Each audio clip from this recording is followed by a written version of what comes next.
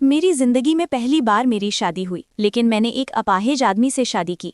जैसे ही मैं उसके घर पहुंची, उसने कहा कि उसने 1 साल बाद इच्छा मृत्यु बुक कर रखी है और मुझे $50 मिलियन की विरासत देगा।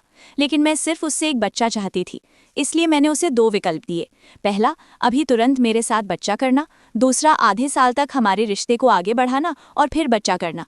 आखिर में उसने दूसरा विकल्प चुना। रात को सोने का समय आया तो मैं चुपके से उसके बिस्तर पर चढ़ गई। उसे सोते हुए देखकर मैंने जानबूझकर सारी रजाई अपनी तरफ खींच ली। वो जाग गया और बोला कि उसके आराम में खलल मत डालो, लेकिन मैं अभी हमारे रिश्ते को आगे बढ़ाना चाहती थी, मगर उसने गुस्से में मना कर दिया। मजबूरी में मैंने उसे फिर से रजाई ओढ़ा दी। गुड नाइट कहकर मैं सो गई। अगले दिन मैंने खुद पहल करके उससे बात की, लेकिन वो बिल्कुल भी मुझ पर ध्यान नहीं देना चाहता था।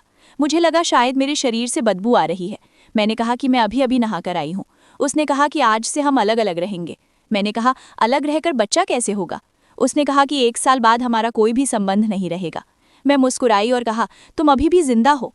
बाद में उसका सहायक मुझे घर घुमाने ले गया।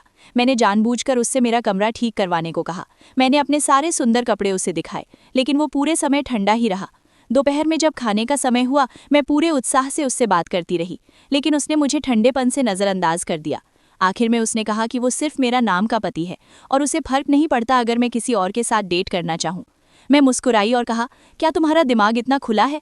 मैंने कहा कि मैं दोपहर में अपने एक्स बॉयफ्रेंड के साथ डेट पर जाऊंगी, लेकिन उसकी प्रतिक्रिया देखकर मुझे लगा कि वो गुस्से में है। वो मुस्कुराया और बोला, जाना है तो जाओ। आखिर में मैंने उससे कहा कि वो निश्चिंत रहे, क्योंकि 1 साल बाद जब मैं उसकी विरासत हासिल कर लूंगी तो मैं कोई भी ऐसा बॉयफ्रेंड चुन सकती हूँ जो मुझे संतुष्ट करे।